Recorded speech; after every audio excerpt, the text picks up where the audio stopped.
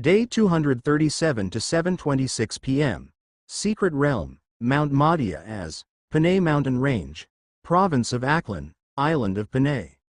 Nighttime came fast while everyone was left busy dealing with the aftermath. Although the battle had ended, it was not over yet. The infected, scattered by the explosions all over the mountain, were hunted down one by one. It was not hard to do so, as the infected were rather easy to bait and would not pose much of a threat when they were alone. Still, as they were scattered everywhere, it took a lot of time and effort to find and kill them all. In fact, everyone was still on guard, as they would not know whether there were still some infected that they missed. Since the infected could take different sizes and forms, it would be easy to miss some of them. Not to mention smaller magical creatures, such as sylphs and burlakas, got infected during the battle. That was why they could not finalize that they had already eradicated the threat. To be sure, Silam assigned some of her warriors to patrol the mountain regularly. This way, they could feel safer, although it would likely take days for things to calm down. And after the rain ended and all the big fires were extinguished, everyone could finally see the aftermath in a clearer picture. On the north and eastern areas of Mount Madia, the fire caused by the mutated infected left a wide area of burnt forests and grassland. Not all fires had been extinguished yet. Some piles of rocks and rubble seemed to be smoking from beneath them, indicating a possible source of fire that the rain could not put off. It was the same for the large trees, as the rain could only touch the surface of the burnt trees.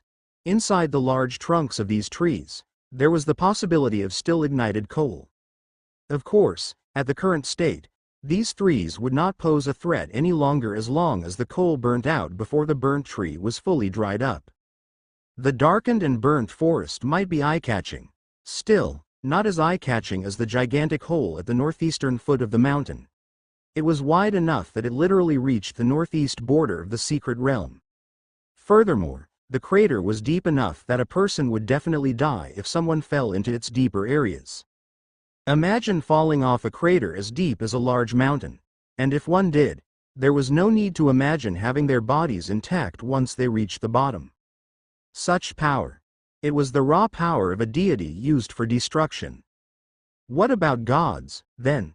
How much power could they display? This question sure entered everyone's minds. There was no way no one would question it after seeing the full might of a dying deity.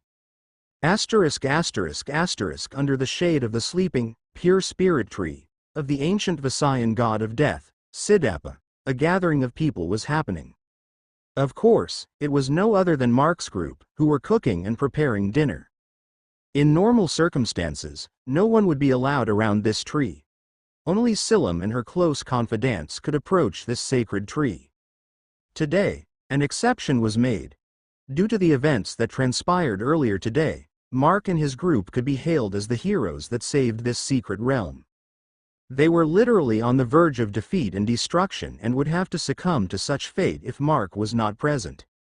Silam was nearing defeat against the Encantado, and if she had fallen, there were no other people here that could fight a being of his level. Not to mention the event when the Encantado self-destructed. If Silam did manage to defeat the Encantado, there was no guarantee that he would not do the same in that circumstance. And if the Encantado self-destructed after Silam defeated him, the Diwata had no way of stopping the explosion, and it would end up obliterating the entire mountain. Mark did them a huge favor. Not only did he defeat the Encantado, but he also stopped the utter destruction of their sacred mountain and saved the lives of everyone left inside it. Letting Mark's group approach the tree and allowing them to sit under the sacred tree was nothing compared to the favor they now owed him. This tree might not even exist now if the Encantado succeeded in whatever he planned to do so. The whole group gathered under the pure spirit tree, and the mini-cube could be seen nearby. Like before, cooking was mainly left to May and Mark.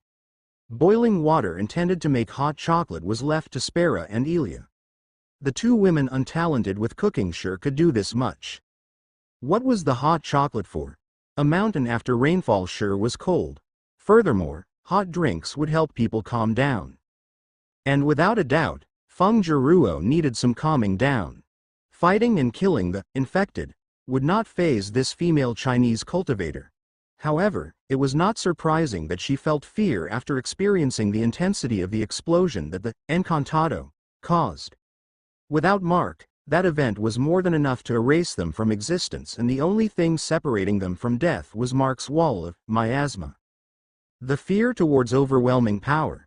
It was not new to Feng Jiruo, as she felt the same feeling after meeting Mark. Even so, it was not something that she could get used to. Well, unless a person was crazy or had some mental problems, no one would get used to the feeling of being on the verge of death. That was why only Mei and Mark, who were cooking right now, even though Feng Jiruo would also help most of the time, she was not in the best shape to do so. One surprising thing, however, was Emihan. She, who one would expect to have the same reaction as Feng Jiruo, did not look too affected. They almost died, yet she seemed fine. It was really surprising, since she was the type to scream and flee just after being seen by a human. It looked like even Emihan had grown mentally after all this time, and her trust that Mark would protect them negated her fear towards the frightening situation. On the other hand, Mark was not in the best mood either. He was chopping vegetables with an annoyed expression that everyone could see. The reason for Mark's foul mood? Well, the Encantado, the guy self-destructed, making Mark get nothing after defeating him. Worse, the explosion that the Encantado caused swallowed a large area and created a crater, destroying everything in its wake. It destroyed everything, including the majority of the infected horde, the giant, mutated infected turtle, and even the already dead bodies of the infected. It meant that all of the possible loots that Mark could have acquired were all erased from existence because of a sore loser who would not just die peacefully. Who would not feel annoyed with that? A gamer would feel annoyed losing things in a game, not to mention losing things in reality. With all those antics going on, dinner was soon served. This time's dinner was vegetable and egg soup. Perfect for the cold temperature of the mountain. Halfway through their bowl of soup, Silam arrived with Magwayan. The two were away all this time to assess the damage throughout the entire realm of Mount Madia as. And looking at their faces, the damage seemed to be enormous. Well, the burnt forest and the crater were more than enough to assess the damage. However, it seemed that they managed to finalize the unfortunate result. The damage in the terrain of the mountain aside, the number of casualties was massive for the realm's population. More than half of the warriors that fought the horde died, with most deaths coming from the explosion that the Encantado caused. Those deaths caused by the explosion were not only the ones swallowed by it. Some got buried under the landslides. There were also those that accidentally encountered the infected, that got blown away by the explosions. Apparently, there were some magical creatures coming from other parts of the mountain to help when the explosion happened. Not knowing what was going on and what the threat was, they tried to help the creatures they saw that were sent flying because of the explosion, only to get bitten and killed by surprise. The army of Mount Madia as was reduced by a third in one event. There was no way that Silam would not feel dejected for this. Furthermore, it seemed that the barrier separating this realm from the outside world was damaged when the Encantado forced entry and let the infected in. With the explosion, the damage to the barrier intensified, and it would need a while to fix it, since this realm was different from those that Dewatas could make. It was made initially by the ancient Visayan gods, and Silam would not be able to fix it easily. Furthermore, although no one was able to notice it, the time flow inside the realm was beginning to catch up to the time flow outside. It was due to the damage to the barrier. If left damaged for too long, the flow of time inside the realm would stabilize at the same speed as outside. It was not something deadly or devastating, but it was not something desirable. But at this point, a question came from Spera. Why was it always that the flow of time within subdimensions was far slower than the flow of time in the mortal world? And this question made Mark and the others nod. It was not the first time. All the previous realms they entered, even the spirit dimension, had time flow slower than the mortal world. Yet, none of them knew why. And here, Silam gave the answer after Magwayan allowed her to do so. The main reason for this was because of Earth. In the first place, Earth was a world created without magic. It was a world destined for scientific advancement and lifestyle. And when the foreign gods arrived during the Lost Era, it was only when that Earth first experienced to have magical energy. The existence of the gods caused magical energy to be abundant for a long time. But when the next era arrived and the foreign gods were either ousted or killed, the remaining magical energy was transferred to the spirit dimension. And without the abundance of gods, there was no source for large amounts of magical energy to be created in a supposedly magicless world. Unfortunately, magical beings needed magical energy to survive. Thus, the remaining magical energy would be used up quickly if left alone, unless people managed to find means to generate it. In order to preserve the magical energy longer, the flow of time inside the subdimensions and the spirit dimension were slowed down compared to the mortal dimension. In the first place, the difference in the flow of time was one of the factors differentiating the realms from the world outside. If the flow of time was the same inside and outside, both dimensions would revolve together, soon erasing the barrier and fusing the two dimensions immediately without resistance. After hearing that, Mark realized something. Before the fusion of dimensions, the flow of time inside the spirit dimension began to catch up to the flow in Earth. This made Mark understand that the change in the flow of time was all a preparation to allow the two dimensions to fuse with fewer repercussions. Now that Mark thought about it, what would happen if two dimensions with different time flow merged abruptly? Would it cause a rupture in time and space? It was such an interesting thought for Mark that his mood raised a bit. The talk continued over the non-existent dinner table. In the next few days, Silam would dedicate her time to fixing the damage in the barrier of this realm. Unfortunately, Mark's group did not have the luxury to loiter around any further. After another day of rest, they would set off to continue their journey. After all, Sonogo would not just stay put and wait while they waste more time. Day 238 to 8:21 a.m. Secret Realm, Mount Madia as Panay Mountain Range, Province of Aklan, Island of Panay. The next day. It was the day after Mark and his company exited the Kahilwayan and after they thwarted the attack of the Encantado. Things had yet to calm down, and, of course, it would take even more time for things to return to normal. There was no way that things would turn back perfectly, however. After all, deaths were not something reversible. Not to mention that the effects of the battle were littered all over the mountain. It was early morning. Mark's group was amidst their breakfast. They planned to use this day to rest and prepare before they leave tomorrow. This night, the group had no choice but to camp near the sleeping, pure spirit tree. Before, they were allowed to spend the night in the old village, but that was not possible anymore. More than half of the old village where Mark's group spent the night before was destroyed. The situation there was not surprising since the structures were rather old. It was already good that some of the houses survived the impact of the explosion that shook the whole mountain. Currently, the remaining houses in the old village were barely able to contain the group of the sisters, Bella and Donna. And apparently, some friction was happening in their group due to this. Before, they could have houses on their own. But now, everyone had to share. And not everyone wanted to share rooms with some people in their group. Eating breakfast, Mark and his group could not help but stop a bit and turn towards the direction of the old village. It was not too far from the sleeping, pure spirit tree, after all. And the reason? Looks like there's another argument. Spera voiced out. From the old village, Mark's group could hear loud shouting. They could not hear the actual words due to distance, but for Mark's group to notice the voices from their current location, the people in the old village should be shouting rather loudly. In fact, there had been arguments in that village since yesterday after the battle happened. It was not a surprise considering that the people in the village had no way of knowing what was happening and could only panic while speculating. Just let them be, Mark spoke. Those guys there had not been in the best mental states in the first place. Now that something happened, it would be more of a surprise if those people did not freak out. With his empath abilities, Mark already scanned the people there when they spent the night in that village. There were only a few people with better mental states there. and the two of those people were definitely the two sisters they met at that time. Unlike most people in the old village, the two sisters were sane enough to not let their guards down despite the sense of safety they felt in this place.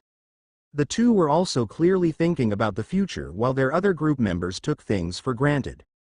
The two sisters would reach their limit and leave their group, and by the looks of it, they were already on the verge of reaching it. "What are we going to do today?" Ilya asked Mark. "Any plans?" "Maybe, take the opportunity to take a day off," Mark replied with a shrug. "We just came out from Kahilwayan and already got into a battle. Even in Kahilwayan, we barely took a rest since we are taking as many resources as we can." That was true, and everyone nodded in agreement. In Kahilwayan, they had several days waiting for Magwayan to drain the magical energy in the whole place. Those days were used to cutting spirit trees, gathering magical herbs, catching animals, and even finding crystals and other stuff hidden everywhere. They did not have any proper rest. "Though, Spera, I'll need you open a portal back home," Mark added. "We collected a lot of things, and our spatial rings are fully stuffed. We better unload before setting off." "No problem," Spera answered with her mouth stuffed with food. "Spera, swallow your food before replying," May told Spera like an older sister reprimanding the younger one. And surely, Spera could only nod with a bitter expression. The group continued eating while talking about things. It was when two people arrived. "Why are you two here again? Aren't you busy?" Mark asked, seeing that both Silam and Magwayan returned. The two left last night to continue repairing the cracks on the barrier of the realm. Although Magwayan would not be able to help directly, she was actually able to release the energy within the artifact to aid Silam. In fact, Silam was now back to her peak strength after spending a prolonged time being weakened. Well, who told Silam to use most of her energy to let Magwayan spend more time outside anyway? They almost lost their lives and home because of this carelessness. Since Silam and Magwayan were busy, Mark did not expect to meet them too early in the morning. It was when Mark saw what Silam was holding. "Wait, isn't that?" Mark's voice trailed off with Silam's nod. "Yes, it is Salibot's crystal spear," Silam said, moving the spear in front of her. "It somehow managed to survive the explosion." Magwayan chimed in. "A Burlaka, found it under the crater." Salibot. Apparently, it was the name of the Encantado Mark fought yesterday. The Encantado was a minor deity born near the end of the Lost Era and hid in the mountains of Panay since then. The troublesome guy seemed to be causing trouble on the island, not only in the magical aspect of things but also within human society. After all, if a Diwata, or an Encantado, wore modern clothing, they looked no different from humans. Like his name, Salibot, originating from the word sabat, or spear, his prowess with his spear was well known within the island among the magical creatures. And, of course, it was his only way of fighting either, as Mark had thought during the battle. But for Salibot's signature spear to be left behind despite the devastating explosion, it must be something really powerful. "We stopped by to give this to you," Silam said, approaching Mark and handing over the spear. "You are the one that defeated Salibot. This weapon is rightfully yours." Mark received the crystal spear. Surely, it looked a bit crude. However, it was more than enough to wash away Mark's irritation for not getting anything out of that battle. Having the spear on his hand, Mark finally managed to observe the spear clearly. After all, there was no way to do so in the midst of a life or death battle. It was a spear with a crystal tip. The tip did not seem to be artificially reshaped but was naturally shaped like a short blade. The shaft seemed to be handmade, however. Although already burnt, the shaft was made of what seemed to be some kind of magical wood. It also had a few decorations. A rainbow-colored string on both ends of the shaft, for example. Mark also remembered seeing a few dangling colorful feathers on the spear before, although the feathers were already missing.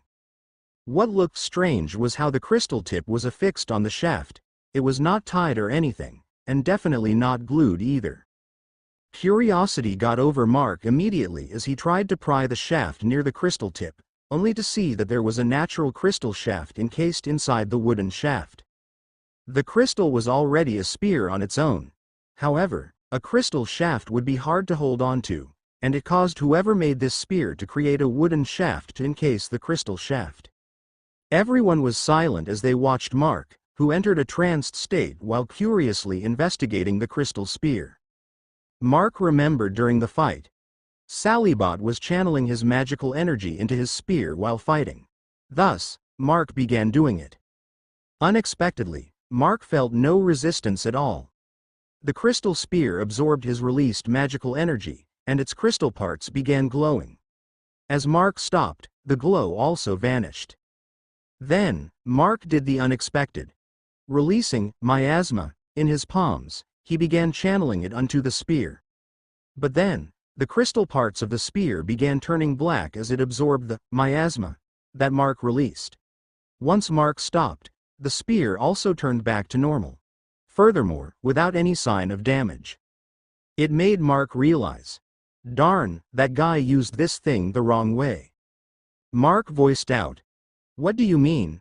Silam asked as she knew that Salibot had used this spear for hundreds of years. "It's not a spear," Mark turned to Silam and replied. "It's more of a wand or staff to channel magical spells into." "Are you not mistaken?" Silam asked, unable to believe Mark immediately. "Then, watch," Mark said as he began channeling his miasmic flame into the crystal spear using his right hand. The crystal spear turned black, and the crystal tip became engulfed with black flames. On Mark's left hand, he conjured a small, miasmic flame, about the size of a fist. Silam could tell what Mark was doing. She could feel that Mark released the same amount of magical energy on both hands, and there, the difference was clearly shown. Mark had a fist-sized black flame on his left hand. However, the flames covering the tip of the crystal spear were about 3 times larger. "See?" Mark spoke. "Does it amplify magic?" Spera asked. "Rather than amplification, it's more like tuning," Mark replied. "It seems to enhance control and lessen usage and wastage of magical energy, allowing more powerful magic at the same cost." Of course, not everyone around Mark understood what he was saying, especially the little girls and Amihan, due to the rather complex topic. "Why not try it?" Mark handed the crystal spear, or rather, staff, to Spera. "Try opening a small portal from both your hands at the same time, and you will see the difference." Spera accepted the challenge and received the staff. She then proceeded to create 2 fist-sized portals with the crystal staff in her right hand and her empty left hand. "Huh?" Spera was surprised. At the tip of the crystal staff, a portal already opened before the portal on her left hand could form completely. Furthermore, the portal on the staff was about 2 times larger and more stable than the portal on her hand. Everyone began to get the gist of what Mark was talking about. "Wait," Mark said, taking something out. "Hey, do not dare try what you have on your mind in this place." Magwayan immediately stopped Mark in a fit of panic. Mark just took out the book he caught in Kahilwayan. It was not hard to tell what was on his mind. He wanted to try out using the 2 items together. The staff could assist while the book could amplify. Who knows what would happen if the 2 items were used together? Without proper testing, it could end up in a rather large catastrophe. It was better to stop Mark now before anything strange happened. Mark looked at Magwayan, who seemed really mortified by his actions. He could only sigh as he stored the book once more and decided to experiment later on. Well, the other people around them agreed with Magwayan. It was fine to be curious and investigative, but Mark was pretty much being reckless this time. After acquiring loot from the battle, the annoyance left Mark entirely. They proceeded to their own plans while Mark and the others returned to the mountain base to unload things. Their return sure made the people there happy. If not for Mark stopping them, there might have been a small party. Unfortunately, Mark's group did not have much time for that.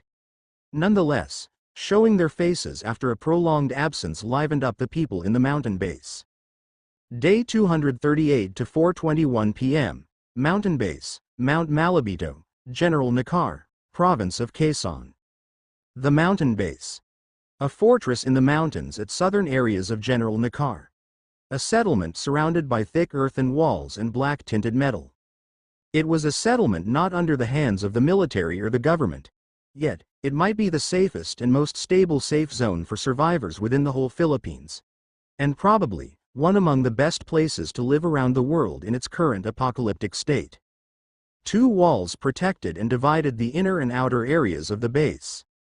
The outer areas protected by a tall earthen wall were assigned for both agriculture and manufacturing. Fields of crops and farm animals, mutated or not, could be seen here, especially in the northern areas. There were also some structures built within the outer area. The buildings up north were used as barns and crop storage, while the buildings in the southern parts were used as workshops and warehouses for less important items.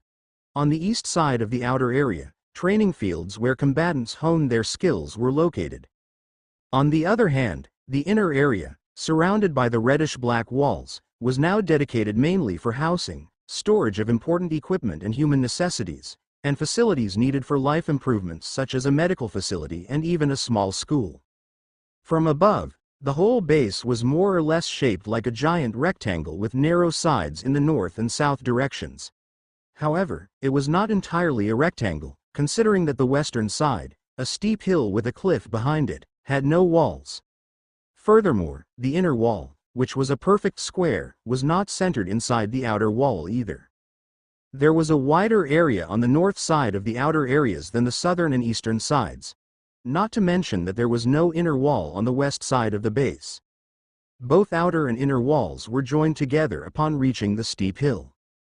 The shape and placement of the walls might cause those with obsessive-compulsive disorder to wince painfully. However, it was not like it was built like this in order to piss them off. These walls were built with both terrain and other aspects in mind.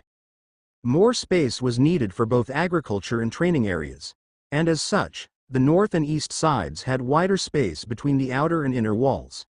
But one factor for the distance and designations of the areas was the fact that, infected attacks were mostly coming from the south. It was only animal attacks, which were rare, come from the north and east.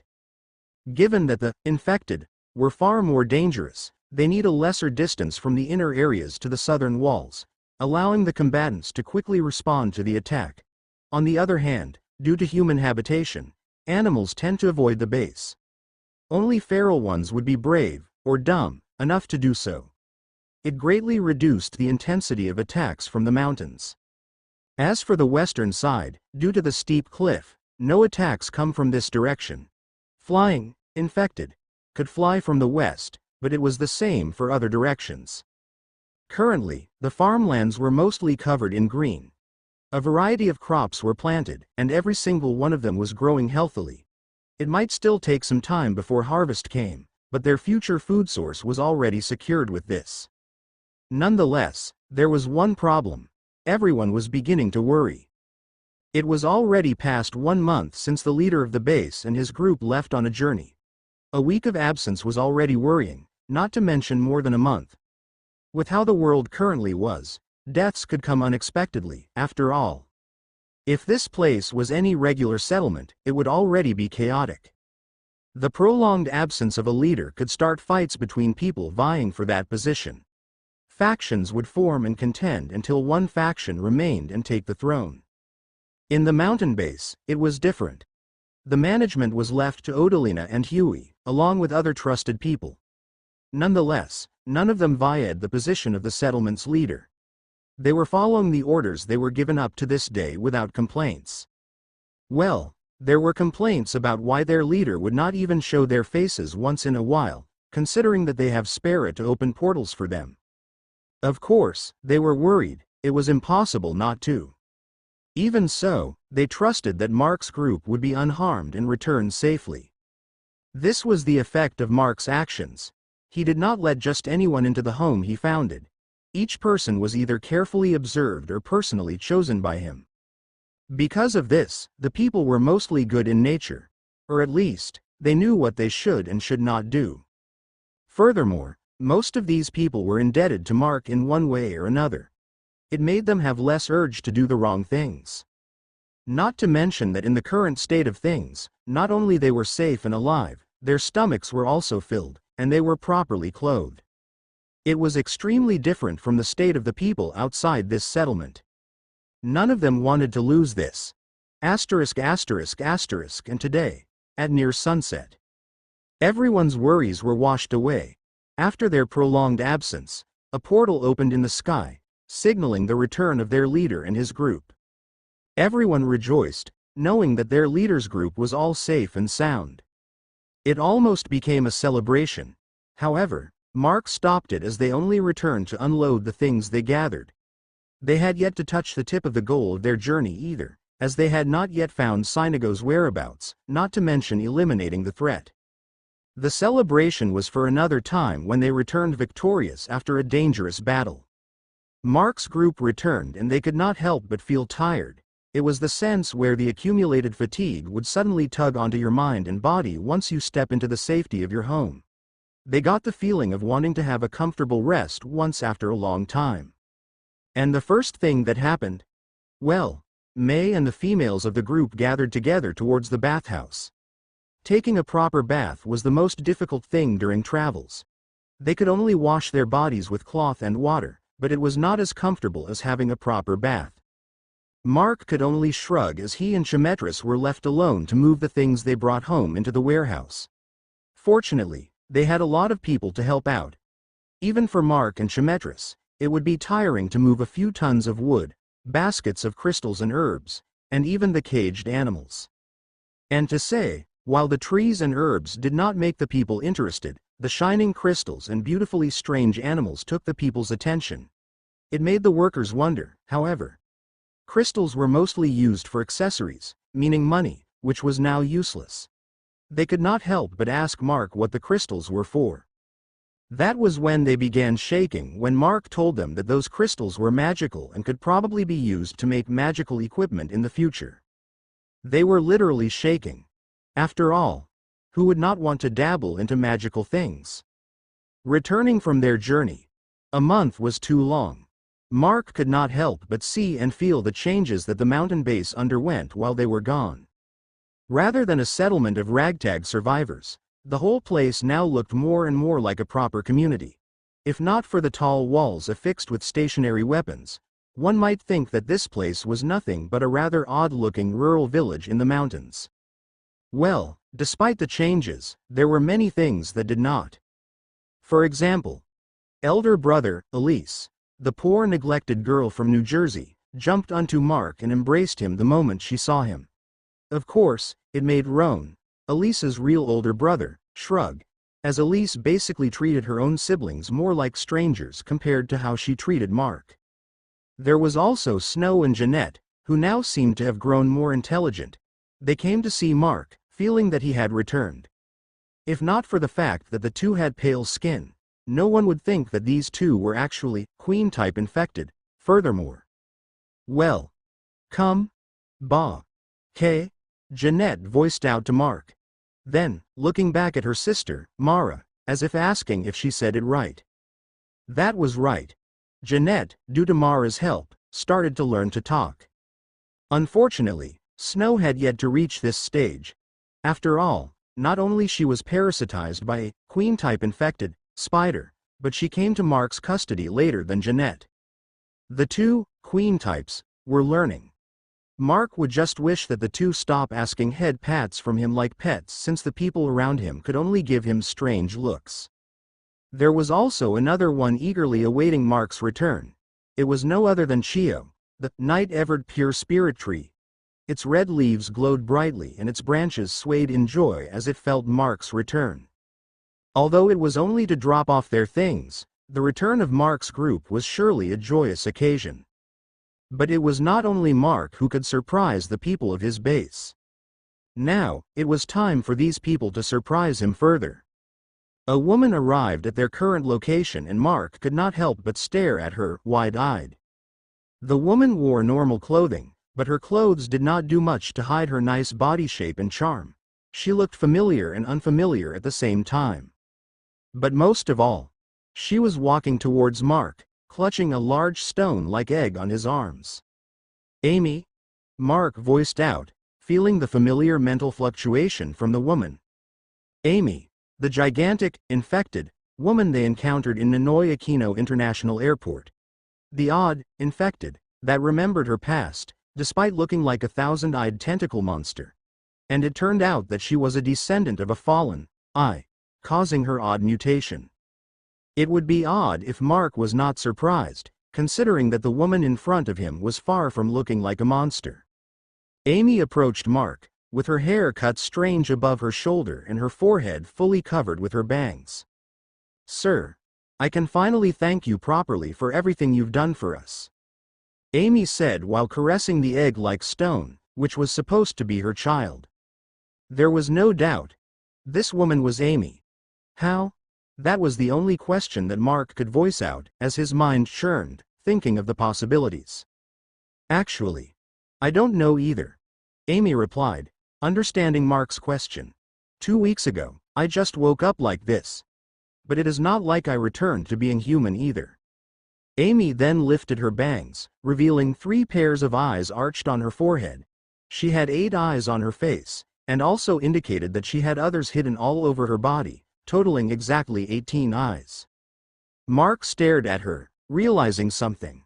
Her current form did not look different from the human form of the eyes. In fact, the human appearance of the eyes was not their true forms either. Was it possible that Amy gained the same ability? It was a question that no one would be able to answer aside from the eyes themselves. Unfortunately, none of them was present right now. Nonetheless, this was a good thing for Amy. In her human form, she could take care better of her child, not to mention properly experiencing life inside this place. And when Mark thought that Amy was the only surprise, he was wrong. A group of people arrived while Mark and the others were busy moving stuff. It was the remaining members of the tribe from the mountain province. And Mark could not help but stare as the warriors of the tribe escorted the girl in the middle. It was Mayumi, the granddaughter of the deceased elder of the tribe. Mark, for the second time today, was surprised. Although it was hard to notice in a passing, Mark could feel that the girl had changed, along with strong magical energy building up inside her. "Mayumi, did you inherit it already?" Mark asked. And the girl nodded, looking proud and thankful to Mark. "Yes. I have successfully inherited my grandmother's gift. Although I'm still inexperienced, I vow to take grandmother's place and protect our new home with the aid of my newfound ability," Mayumi boldly declared. With Mayumi inheriting the clairvoyance of her lineage, it would be a great help to keep the base safe.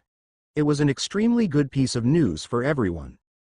Getting these surprises, Mark could not help but feel really glad. Who would expect such things to happen while he was gone? It was a pity that he was absent to know these things firsthand, but having the news as a surprise was not bad either. Day 238 to 6:21 p.m. Mountain Base, Mount Malabito, General Nakar, Province of Quezon. Unloading the loot had already been done. However, properly segregating the items would take more time, so it would be done by the workers. There was no grand celebration for the return of Mark's group since Mark opposed it. However, a small dinner party at home would not be an issue. Well, it was just lunch for Mark and the others, though. They left the secret realm of Mount Madia as before noon, after a bit of preparation. However, it was already late afternoon in the mortal world when Mark and the others exited the portal. It was not a surprising thing, of course. The flow of time outside and inside the secret realm was different. It was already nice that they seemed to arrive on the same day. This was due to the time inside the secret realm catching up to the speed of time outside because of the broken barrier. If not, it would not be surprising that it was already the next day they would arrive, and the sense of time of everyone in Mark's group would be even more messed up. This evening, most of the closest people to Mark and May gathered at the Cliff House. It included Emika, her brother, Mikio, and their mother, Rosami. Mark's best friend, Roland, and his wife, Nikki, were also in attendance. Not to mention the core members of the mountain base, such as Huey's group. The retired soldier, Edward, and his girlfriend, Emmy, were also present. And, of course, Odalina and her children, Siegfried and Odette, would not be absent, along with Abigail's aunt, Jaya, and her adopted son, Theodore. The whole Tamawo family was also here, even though Pephile never liked crowds. It was a good change of atmosphere for Edzel's mother, which was why they attended. Elise was also present, not wanting to leave Mark's side, and lastly, Amy, who now had her human form. Unfortunately, the two queen types were not here. They might look human, but not everyone was comfortable with the two around. No matter what, they were still infected. In any case, it was a happy occasion. Earth was currently a world where anyone could die without warning. Returning home alive and well was more than enough to celebrate. Mark was not really comfortable with parties, but as this one was dedicated for their return, he could not bail out. Nothing much happened at the start. There was enough food, but it was not as lavish as dinner parties before the apocalypse. There were pasta dishes, however. Compared to meat, grain dishes were the luxury within the mountains. In any case, it was nothing but a fun party dinner with a little bit of drinking. Mark only drank a shot glass of liquor as he was not really fond of it. It was the same for May. It was unexpected, but the underaged Sparrow was quite a drunkard. She passed out quicker than others, however. The dinner party soon finished. The children were brought to sleep since it was getting late in the night. Some also returned to their homes to rest and prepare for their work tomorrow. Of course, not everyone left, and the more important business began. With everyone crucial to the mountain base gathered, it was the best time to catch up and for Mark to receive reports of events that happened around the mountain base in the past month. ***. The sightings of infected increased for the past month, Odalina reported. Since Master left, there were 22 instances of infected wandering around the mountain. 2 of those instances were small hordes with several mutated infected, 5 instances with infected animals, and 3 instances included infected magical creatures. Mark was not surprised after hearing that report. A lot of time had already passed since the start of the apocalypse. Earth's geography also got messed up. With these factors in play, the infected would have long left places they lurked before and wandered to the most unlikely places. And since Earth and the spirit dimension fused, it would not be surprising to find infected magical creatures anywhere. It's not outside our expectations, Mark responded to Odalina's report. There's no problem with the infected, aside from the increased number of encounters, right? So far, there's none, Odalina nodded. The illusion of the tikbalangs around the base prevented the infected on the ground from coming too close. The Dryad also helped in detecting them. The flying infected were the only possible threat since they attack from the sky. However, Huey could detect them as early as possible. Flying infected are a noisy bunch, thankfully, Huey followed up. So far, we haven't seen any flying infected that could fly silently, which is a good thing. Flying infected was the most dangerous threat the mountain base had faced so far if the topic were only these undead flesh-eaters. And as Huey mentioned, these aerial types create too much noise while flying compared to their non-infected countertypes. For example, mutated bugs. Since the infected insects had grown far larger in size, the buzzing sound of their wings also became louder. In this case, Huey's all-around, enhanced senses could detect these threats before they could actually cause harm. How about the mechids and feral animals? Mark asked. Feral animals might be the least of concern depending on what kind of animal they were. On the other hand, the mechids would be the most threatening, despite the rarity of encounters with them. Actually, the attacks from feral animals severely decreased, Odalina answered. We only encountered 2 in the past month. Both were canine animals, although hard to exactly determine what kind of animals they were before because of their mutated appearance. Yeah, the animals seemed to be decreasing. This time, it was Haley who chimed in. We were also encountering fewer animals when hunting. This was a bit of a problem.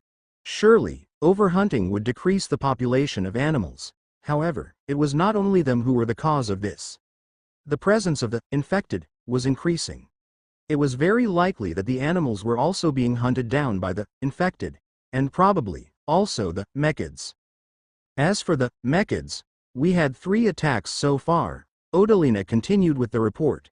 The problem with the mechids is that they can pass through the illusion without hindrance. Most of our weapons also do not work on them. Luckily, we found an effective way of dealing with them. Haley chimed in again. An effective way? Mark was pretty surprised. Well, he could not do any deep experimentation on the mechids so far.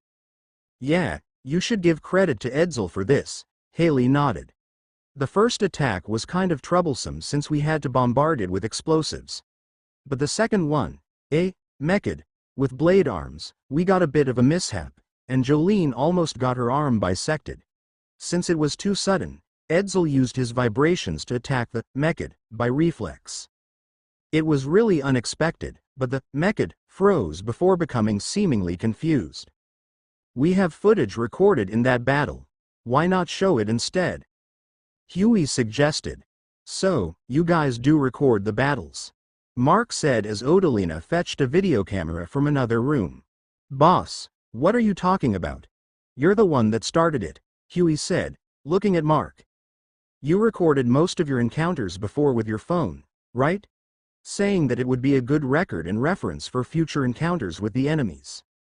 Mark shrugged. That was true. If he could, he would record or take pictures. If it was not possible, he would engrave the battle in his mind for future reference. Odalina returned with the video camera and inserted a different memory card before Mark watched the footage. As Haley said, the mechid almost got Jolene done in, but it froze when Edsel made his attack before looking around, confused. The sudden pause of the confused mechid gave Jolene the opportunity to escape. They then bombarded it with attacks and defeated it with less resistance. Here is the footage for the third mechid, Odalina said, handing Mark a different memory card. In the video, Mark saw that the third mechid was a far dangerous one. It seemed to be a 4-legged eyebot, with a pair of long-ranged weapons on its body. It even caused some damage to the weapons mounted on the outer walls after trying to attack the people manning it. But employing Edsel's actions in the previous encounter, the mechid showed the same reaction, getting frozen, before looking around in confusion. When Edsel stopped, the mechid would turn back to normal and continue its rampage. However, it would return to its confused state once Edsel continued attacking. What is happening? Mark could only voice out, however, no one could give an answer. Why would the mechids react like that while under Edsel's vibration attack? It did not make any sense unless they knew the reason. These findings required further testing. Unfortunately, Mark did not have the time to do it at this moment. By the looks of it, we won't have any problems with the mechids, as long as they don't appear in large groups. Odalina said, which Mark could agree.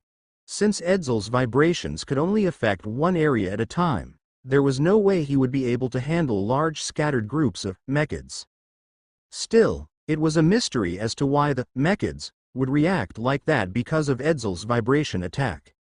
The meeting continued until near midnight. There were a lot of things to talk about, including the future development of the mountain base. There were also a few issues with farming livestock. So far, they had a pair of evolved cows, a pair of grebes, and some dab chicks that hatched recently. These animals would not be able to provide much to the base at all since they numbered too few. Since Mark's group was venturing outside, they received a request to find livestock animals if they could. And since Mark's group already brought some strange animals to the base, bringing home livestock would not pose much of a problem. Well, that was if they found some. There was a list of potential animals that Mark could gather as livestock. And the most recommendable were chickens and rabbits since these animals did not need much time to reproduce. Not to mention that rabbit meat was actually nutritious, with lower fat and cholesterol, although very rarely eaten in the Philippines. As for the crops, there was also a need for variety. So far, They only had energy rice, the giant potatoes, and some usual crops planted. Having bean crops would be nice. Unfortunately, they were unable to procure seeds before the earth got messed up and would surely be harder to find now. There were also other things to address, such as new facilities. The most important one was a proper laboratory for their 2 scientists. It would, after all, help a whole lot if they had a proper laboratory instead of using Mark's basement.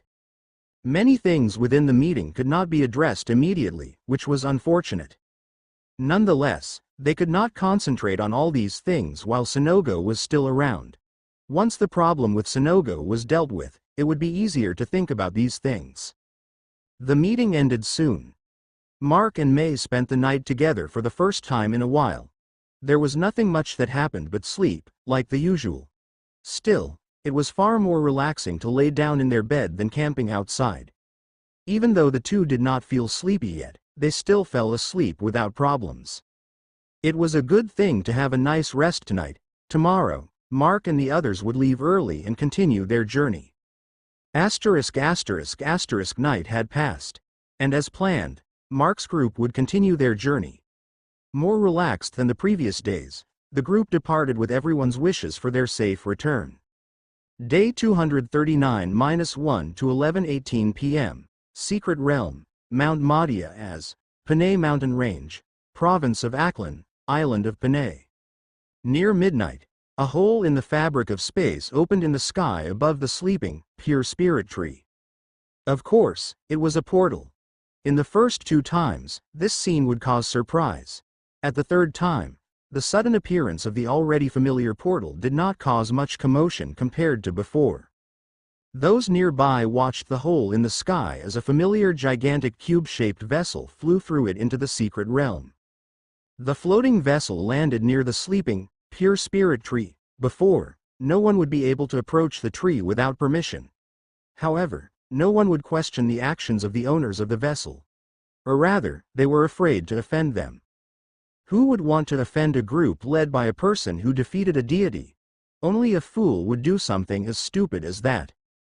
Mark led his group as they went out of the floating vessel. They could not help but look around. After all, they left the mountain base early in the morning after breakfast. Yet, by the looks of it, it was barely midnight here. It was most likely the same day they left. This kind of journey would surely make anyone's sense of time awfully twisted. In any case, it seemed that the flow of time in this realm had already stabilized. Silam had very likely fixed the damaged barrier of this realm. And speak of the devil. You all have returned. Silam's voice entered their ears. The black-dressed Diwata just appeared without warning like a ghost. Unexpectedly, the ancient Visayan goddess of the underworld, Magwayan, was nowhere in sight. Noticing that Mark and the rest seemed to be looking for someone, Silam spoke. Mother is a goddess. Although her duties had lessened because of her world's stagnation, she still had to perform those duties from time to time. And there, Silam approached Mark, handing the artifact of the Tamawas, the mark of the king. Mother might be occupied for a few days. We had already bid our farewells in advance. We knew that your time was tight for you and your group and would not try to delay your plans any longer. Mark accepted the artifact. He appreciated the consideration of the two. They were already delayed too much and could not spend more time dilly-dallying. Well, Mark was also at fault for the delay. After all, he spent too much time inside the trial of regrets. Still, it would have been nice if Magwayan gave out a warning before the trial. Now that I got it back, we can leave immediately. We only came back to get this. Also, to check on the situation here. Looks like the barrier is stabilized already. Mark said, looking at the surroundings. I managed to fix the barrier in the shortest time possible because of Mother's help, Silam said, looking in the direction where the barrier was damaged before. Although the damage throughout the mountain and the mental state of my people will still need more time to recover. Well, that's not something you can rush. Mark said, understanding the difficulties that the denizens of Mount Madia would face from now on in order to bring their lives back to normal. After all, even humans suffer this kind of struggle. Despite humans having more adaptability compared to other creatures, they needed a long time to recover from disasters. That was if they managed to not break down mentally, which was something many people were prone to. Then, Mark was about to bid Silam his farewell, but he was interrupted. "They're at it again," Spera said with a sigh, hearing the familiar voices shouting due to another argument within the old village nearby. Everyone stared in the direction of the old village. It could be seen clearly from their current location. But somehow, the argument sounded a bit different. The last time, it sounded like a heated fight. Now, why did it sound like someone was begging for something? A few members of that group of humans decided to leave. Silam spoke. What we are hearing now could be some of their members trying to convince them to stay. Mark glanced at Silam. This development was something he already had expected with that group. Those that wanted to leave asked us to inform them if morning came in the mortal realm, so they could leave safely, Silam added.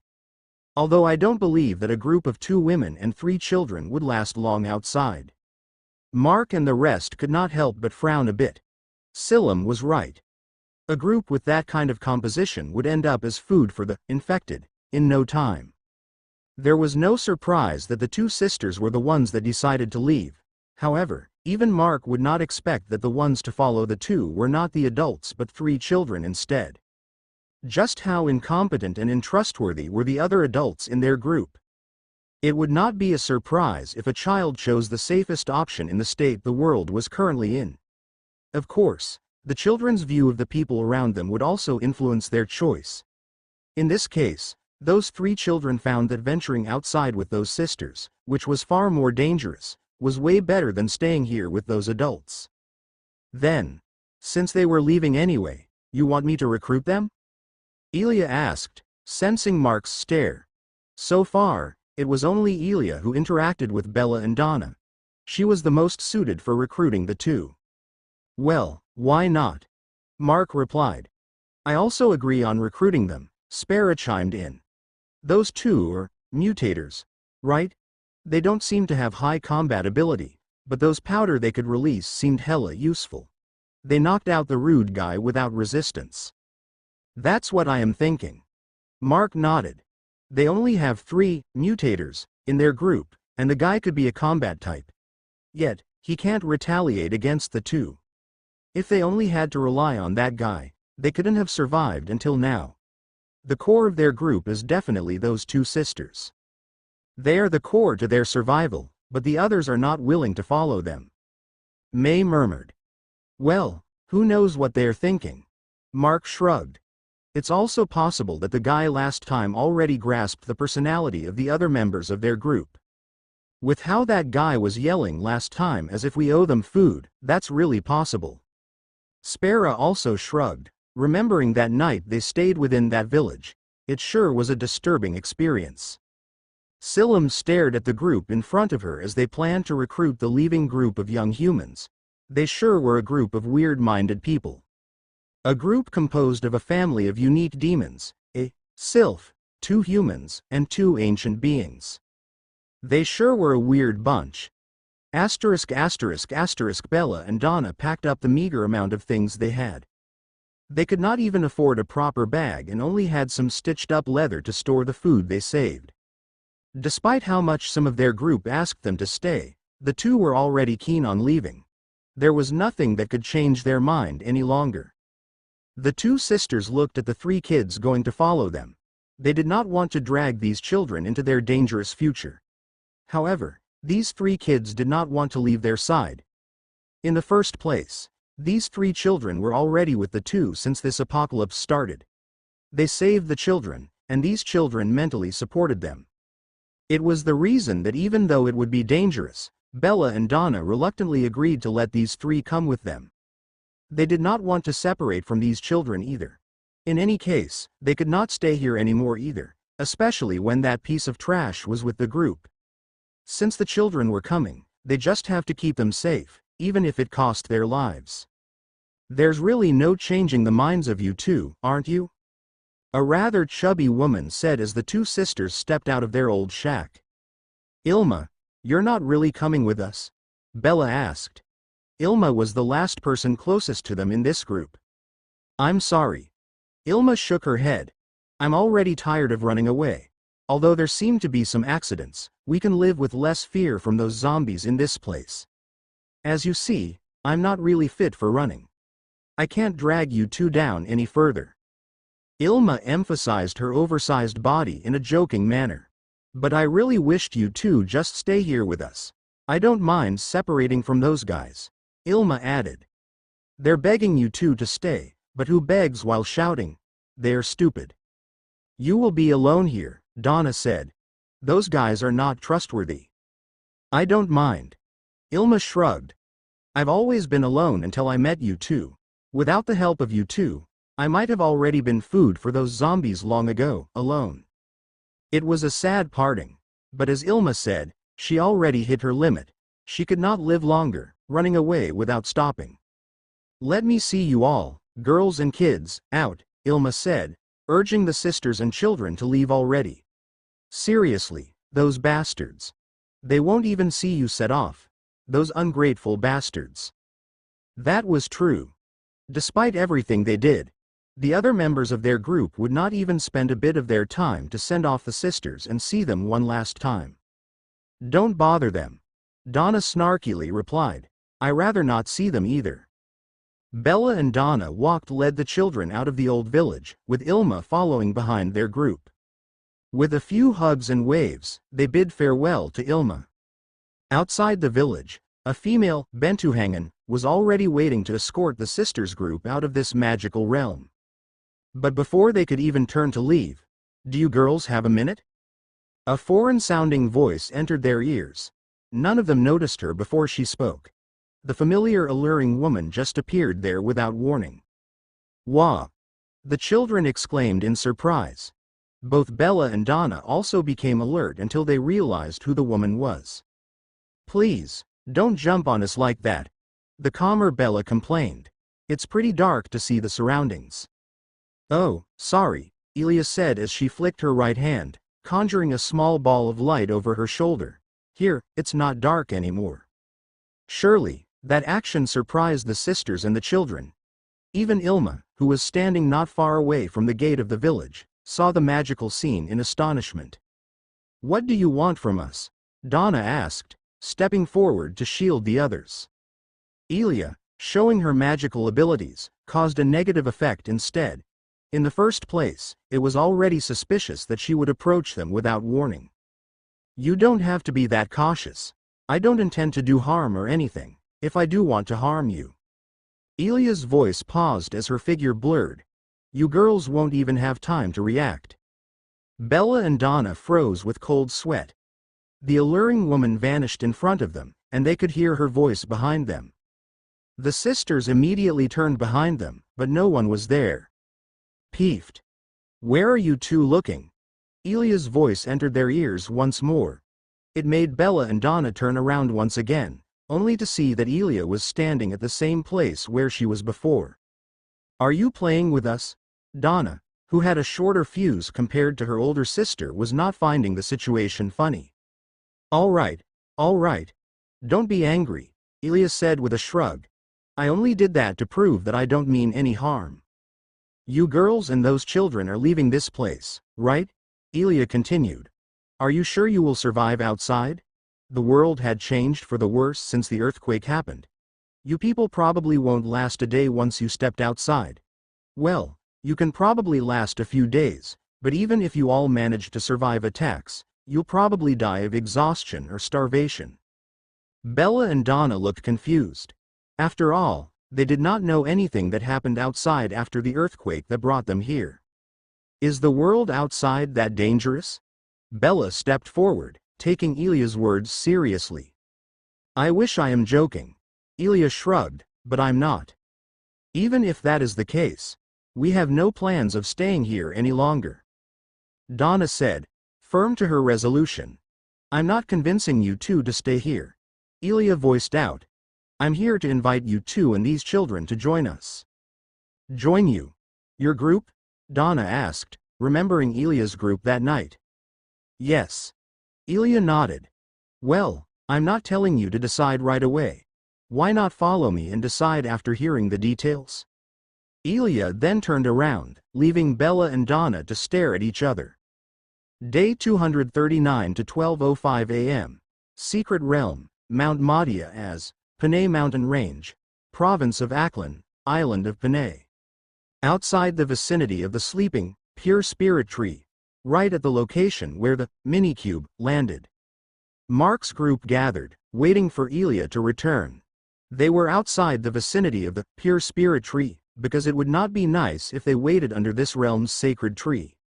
After all, unlike Mark's group, the people they were waiting for were not allowed to be under the sacred tree's veil. Even Mark was not a distasteful person to deny and defile others' faith and culture. And even if the people in question were not humans, Mark would still respect it. Of course, Mark had no respect to spare towards enemies. Elia was not slow with her task. Before Mark and the rest could properly settle down to wait, she was already on the way back, with Bella and Donna leading the group following behind her. "I'm back." Elia greeted everyone with the gleeful attitude she always had. "But it looks like you haven't convinced them yet." Mark shrugged, knowing that Elia did not really finish her task to recruit the sisters. Elia was sent to recruit the sisters, after all, and it was clear that it was not the case yet. "Well, I tried measuring the two's mentality, and I'm pretty sure I won't be able to convince them on my own. The sisters have quite a hardy mentality. They will need a concrete explanation to convince them and not just simple words," Elia said with her own shrug. "Besides, I'm not good at dealing with women. I'm a succubus, remember? I'm best at seducing men." Mark looked at Elia and then at Shemetris. Unfortunately, even with his intimate relationship with Elia, her statement did not bother him. Seriously. The relationship of the two, not only as master and servant but also as lovers, were questionable in many ways. And another thing, Mark thought as he turned towards the confused group that Elia brought. "I thought there were only 5 of them," Mark voiced out. That was how many people it was supposed to be. The 2 sisters and 3 children. However, there seemed to be an extra that accompanied them. "She came along when I told the sisters to follow me," Elia explained. "Well, they don't really trust us. Who would trust people they just met anyway? It is already good that they followed me without too many questions." Elia's argument had a point, and it seemed that the woman that tagged along was rather close with the sisters. It was despite not leaving with them. Well, looking at her figure, it was not hard to speculate things as to why she decided to stay. "You people have been talking in front of us after bringing us here. Can we please get straight to business?" Bella interjected since they also did not have much time to stay around if they wanted to leave this place. It was already clear to her that time here flowed slower than outside. In that case, while they were spending time here, they were losing precious daylight outside. "Oh, sorry about that." Elia apologized. "Well, as I said before, we wanted you all to join our group. We'll also prove what I said before about how dangerous it is outside. And even if what you said about the danger is true, what is the catch?" Bella asked another question. At this time, it was Mark who spoke, finally interacting with the sisters for the first time. "Catch? Nothing, really," Mark said, making Bella, Donna, and Ilma turn to him. "And if you two wanted a reason, it's because of your abilities as mutators." "Mutators? Us?" Donna asked, not knowing what the word meant. "Looks like you two never learned about it. It confirms that you never managed to interact with the military on this island." Mark replied and continued to explain. "Mutators are people who got bitten by the infected, or those that many people like you called zombies. But instead of turning, they mutated, gaining physical abilities that normal people never had. Isn't that the case for you too?" Mark added the question, staring at Bella and Donna. The 2 sisters now understood why Mark's group was interested in recruiting them. It was their abilities. Anyone would be interested, given that it was a power outside the norm. "Well, I don't really reveal this intentionally, but to show our sincerity, I'll tell you that my wife here, and our children are all mutators. Although, I can't really say that we are normal people even without our mutations." As Mark declared that, He conjured a blood blade connected to the side of his right forearm. The scene sure surprised the group receiving the explanation. After all, the group trying to recruit them had not only 1 but 5 of those so-called mutators. But what about her? Donna interjected, pointing at Elia. Is she also a mutator, or something? Huh? Mark turned to Elia. Did you show them something unnecessary? This, Elia said, conjuring another ball of light, making Mark shrug. Since it already came to this, it would not hurt to explain. She's not a mutator, she's an elder succubus. Yeah, she's a demon. Mark added, seeing the surprised but wary reaction of Bella and Donna. It seemed that they understood what a succubus was. I and my family here are also demons, Mark added. I'm already saying this since you will know sooner or later once you join us, and it doesn't matter if you did not. But we are former humans. It just happened that our ancestors were demons. The demon blood in our veins ended up awakening after the outbreak. Mark decided to explain. In any case, it was not entirely the truth since only he had the ancestry of a blood demon, and he just turned the others by their request, except for Iola and Miracle, who became a blood demons by mistake. And if you have other worries, these two are humans, although not normal either. Mark turned to Spera and Feng Jiruo, who stood at the side. Bella and Donna stared at Mark's group with both cautiousness and awe. What kind of powerful group was this? By what Mark said, none of them were normal people. At first, the sisters thought that Mark's group wanted to take advantage of their abilities, being those so-called mutators, but if their group was this powerful, there was no need to take advantage of them at all. Furthermore, Bella noticed 2 more things. On the leader's shoulder, a small fairy-like creature sat. And the muscular and handsome man at the side did not get any kind of introduction whatsoever. But if the others in the group were not normal, it was possible that every member was not. Do you people really want us to join you? It looks like you don't really need our help. Won't we just end up dragging you guys down? We also had children with us, and just normal children. Not mutators, or demons like your girls there. Bella asked. So, you're not going to question us for being demons? Mark asked back. After all, most people would definitely have a negative attitude once they heard about demons and stuff. What you are is not really the question here. Bella shook her head. What mattered is the reason why you wanted us to join you and whether you will allow powerless people to and secure their safety. Furthermore, Donna joined in. You guys haven't proven if the world outside really is that dangerous. Well, I guess it's better to see for yourselves. Mark said as he turned his head towards the sleeping, pure spirit tree. We're going. Mark shouted using the spirit language, sending his farewell to Silam, who was watching from afar. You guys follow us inside, Mark said to Bella and Donna. You too. Mark added, looking at Ilma, who was hesitating. Without any choice, Bella and Donna led their group. They followed Mark's group inside the suspicious large cube in front of them. And to their surprise, it was not some sort of structure. The sisters could not help but exclaim in surprise when they arrived at the bridge, where what seemed to be sci-fi controls were located. Even Ilma and the children could not help but look around in awe. Please, don't touch anything and just watch at the side. Chemetris spoke to the group for the first time as he took the central chair and station. Elia took the seat in front of him, and to the guests' surprise once more, the mini-cube took off. The guests watched as the scene in the windows in front of them changed. They could see that they were really flying. Spera, outside Mount Madia as Mark commanded. Okay. Spera replied as she waved both hands in front. This time, a large black hole opened, causing the children to feel afraid. Bella and Donna were the same, but as they saw Mark's group did not seem fazed, they managed to calm down a bit. The mini-cube entered the hole. Everyone inside the floating vessel could not help but wince as their eyes were slightly blinded by the sudden light. Once their vision returned, the nighttime of the secret realm was nowhere to be seen.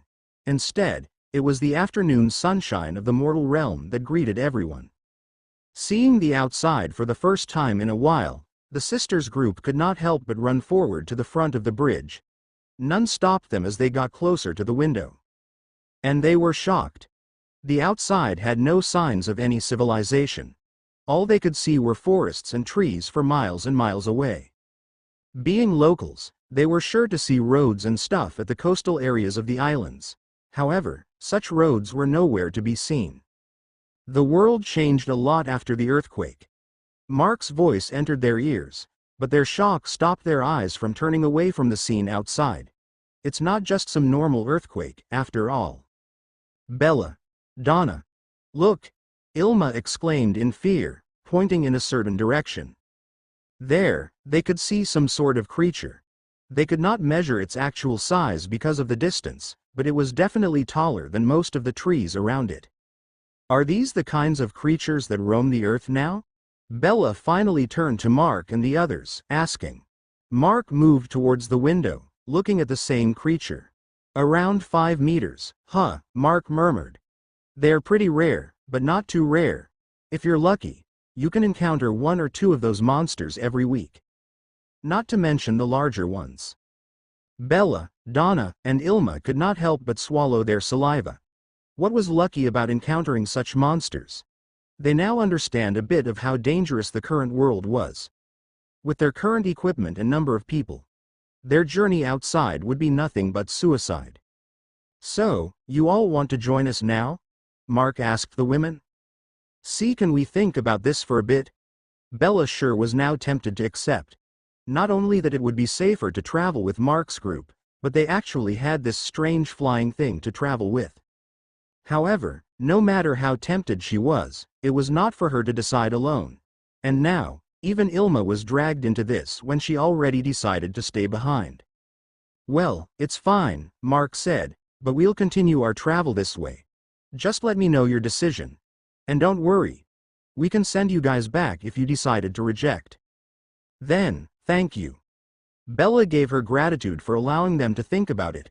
Furthermore, Mark conveyed to send them back if they decided not to join them. Here, Bella gathered her small group to a corner of the bridge. They began their meeting, even asking the children to join. Mark watched the group with a shrug. He was already sure that the group would have no other choice but to accept the invitation. Everything already went as planned. Well, the chubby woman was outside the plan, really. But it did not mean that Ilma could not be included at the last moment. Besides, she seemed to be really close with Bella and Donna. Including her in the invitation raises the chance of the sisters joining. It was not like the chances were low, but there was no harm in raising the stakes further. Day 239 to 2:26 p.m. Barangay Caratagan, Municipality of Calanog, Province of Iloilo, Island of Panay. Mark's group, along with Bella and Donna's group, finally left the magical realm of Mount Madia as. For Mark's group, they only spent a little bit more than a week inside both the secret realm and Kahilwayan combined. However, more than a month had already passed outside. It was worse for the group of the sisters. While they felt that it was much shorter, they had already lost more than 2 months on Earth. In that 2 months, a whole lot of things changed.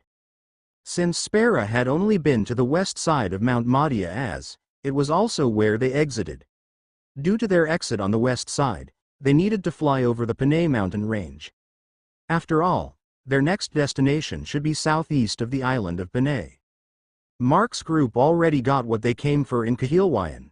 Their next goal was to find where Sinogo might possibly be at this point in time. The island of Panay was situated northwest of the provinces Bacolod, Negros, and the destination, Cebu. Cebu was the second island away southeast from the island of Panay, needing them to fly over a whole island in 2 straits, the Guimaras Strait and the familiar Ta plus or minus on Strait, which Mark's group had seen before. Previously, Sinogo seemed to be moving and attacking around the Ta plus or minus on Strait. It would be nice if he stayed there since it would save Mark and the rest the trouble to find him. However, Mark was not relying much on this thought. The infected were unpredictable individuals. No one would know and accurately predict their movements without actually influencing them. Furthermore, the world had changed after the fusion of dimensions. It was very likely that the Ta plus or minus on strait was affected by the changes, forcing Sonogo to move. The Panay mountain range was located on the western coast of the island of Panay. As they flew over the mountain range, the central and eastern areas of the island were revealed to everyone's eyes. Bella, Donna, and the rest of the group could not help but peer through the window once again.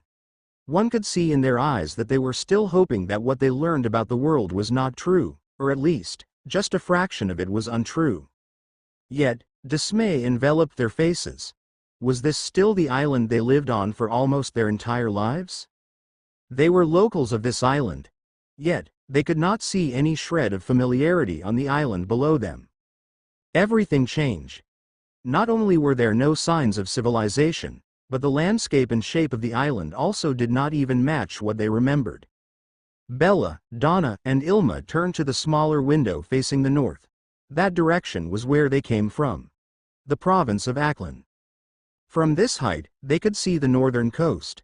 The flatter plains there, filled with farms, were no more. Even their hometown, the entire municipality of Kalibo, was no longer there. What they could see was the hilly forest covering the entire northern coast.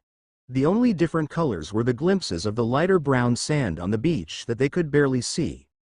There was also the grayish color of rock pillars and hills that they could see scattered here and there. Seeing the world change like this felt so unreal for Bella and the rest, who did not witness how the world reached this state with their own eyes. For them, it was a whole new world they were unfamiliar with. And in a world like this, their small group would not be able to survive at all. As the gorgeous woman, the succubus, said, they would not be able to survive. And even if they did manage to live a few days, they would die of exhaustion and starvation. If the world became this unfamiliar, they would not know where to go. Bella and Donna would not know where to get food and water, and there was no way they would know where to stay. Since danger could be everywhere, the two would be forced to be on alert all day long. Bella and Donna might endure it for some time if it was just the two of them. But they also had to take care of 3 children and protect them. It was an impossible journey for the sisters and the 3 children. Maybe the other members of their group were the right ones to stay in that realm despite losing their freedom. No. Bella and Donna were not entirely wrong. Bella glanced at Mark and the group that invited them. If they did not make the decision to leave, these people would likely not have the intention to invite them. A powerful group that could traverse the new world without any problem. Bella realized what a great opportunity they had been given. Donna, what do you think? Bella asked her younger sister while looking outside the window. Should we accept their invitation? Bella. Donna grumbled. You know that I'm not the smart type. That's why father did not send me to college. If it's just me, I'll probably agree. There's no choice since I won't make it alone for sure, but I don't know about you. You're the smarter one and the decision maker here since those pretentious guys are not with us anymore. Donna was right. Up until now, their group moved and decided things through a majority vote.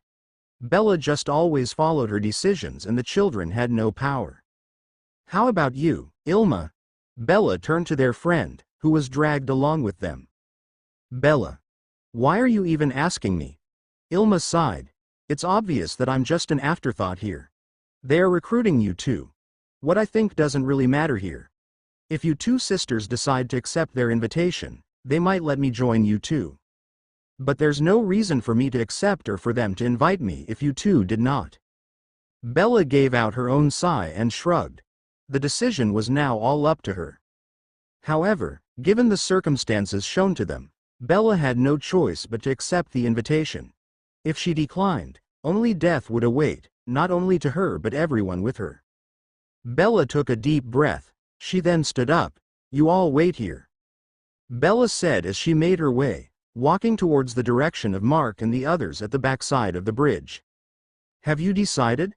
Mark asked Bella to her surprise. As Donna said, Bella was rather pretty smart. She immediately realized by Mark's question that he knew that Bella was the one deciding for their whole group. However, she could not tell whether Mark managed to hear their whispers or did he know using other methods. In any case, it did not matter to Bella after her initial surprise. I want to ask a few questions first, Bella replied to Mark. Go on. Mark allowed her without hesitation. Bella stared at Mark. This guy had a rather eerie vibe around him. You only wanted me and my sister to join your group because we are these so-called mutators, correct? That's right.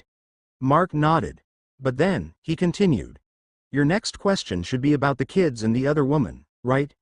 Yeah, they're only here because of you two. If you two sisters declined, we have very little reason to keep them around. Bella stared at Mark. He was definitely not joking. Then, one last question. Bella took a deep breath. Can you guarantee their safety? The children and Ilma? Will you and your group also protect them? But to Bella's surprise, no, there's no need to. Mark replied. What? Bella was about to lash out. After all, Mark's reply would make anyone think that the children and the close friend with them were not that important. Wait. But before Bella could say anything further, Mark spoke, and she felt a cold sweat behind her back, forcing her to fall silent. What I mean is there's really no reason for us to protect them here. If you and your sisters decided to join us, I'll send those kids and your friend there to our base where they could safely stay. The base is secure, so there's no need for such promises. Besides, we are on a dangerous mission here. We can't bring people who would not be of help. As Mark finished talking, the cold feeling on Bella's back vanished. She also calmed down, realizing the misunderstanding she made. However, you guys have a base? Bella asked. We do. Mark shrugged and pointed to the floor. Did you really think that we live in this thing? It's large from outside, but the space we can use inside won't fit us all comfortably. Mark could feel Ilya's stare boring holes behind him. After all, although true, he still complained about the minicube in front of guests. Is your base really safe? Bella asked another question. Will these pictures suffice? Mark reached to his pocket. He then took out a phone and tapped on it several times before handing it to Bella. Bella was surprised to see a working phone. She had not seen one for months. More importantly, there was the picture that was displayed on the screen. Slide it a few times. There are several photos in that album. Mark instructed Bella, to which she complied. Bella was hooked onto the pictures. That red glowing tree being surrounded by walls, the odd-looking structures, and even the farmland on the upper side of the screen looked so surreal. However, it was clear that the photos were not some CGI or any scene captured from some movie. Is this place real? Of course, one would ask that question once they see the pictures. That's a real place, all right, Mark replied proudly. Us and every one of the more than 100 people living there worked to make that place. There was no point for us to lie since you will all see that place once you agreed to join us. That was right. There was no need for Mark to lie, and Bella could understand that. Besides, they could force Bella and Donna to join them, but they did not. Bella gave her group a glance and turned back to Mark. All right. We accept your invitation. Bella finally answered. She still seemed reluctant, but they really did not have much choice. Don't worry, Mark spoke. The people that joined us so far never regretted it. The regret came from those that did not. Mark was speaking the truth here. The evidence was some of the slaves that survived from the Death Valley settlement in Infanta. Most of the slaves that Mark saved left when given the opportunity. Now, they were struggling to survive in the Infanta settlement while seeing Mark's group, all clean and well fed. After finishing the talk, Bella, Donna, and their other members gave their introductions. It was the same for Mark's group, as there was no proper introduction that happened earlier. All this happened while they were flying over the rest of the island of Panay. While the speed of the minicube was not exceptional, it was still faster than traveling on land. In an hour or so, they reached Guimara's Strait and would soon arrive at the island of Negros. In fact, they could already see the tall mountain of Canlone on the horizon. It was another so-called sacred mountain in the myths and legends of this country. Unfortunately, it was not their destination. Before sunset, they reached the sky above the previous city of Bacolod in the province of Negros Occidental. It was a rather large city, and even with the changes that Earth went through, This place had a lot of traces of the city's civilization before the apocalypse. Unfortunately, there were no traces of any survivors. Not even signs of settlements or bases that withstood the fusion of dimensions. In any case, the night was coming soon. They decided to fly past the ruined city and find a flatter area to camp for the night. Day 239 to 5:41 p.m. Barangay Salvacion, Municipality of Murcia, Province of Negros Occidental. The sun was already near the horizon. It was time to settle down for the day and prepare for the night. Surprisingly, while the area near the coast of the Guimaras Strait, there was a wide patch of flatlands past it. The place was not entirely flat due to the fusion of dimensions causing huge geographical change. Nonetheless, it was still flatter compared to other areas nearby. Taller grass and bushes covered the entire area, but barely any trees grew in this place. Well, until the foot of the two mountains in the east. Both natural towering structures were forested by both magical and non-magical trees. Not to mention that the mountain south of the two was Mount Canlone. It was one of the few so-called sacred mountains in the entire country.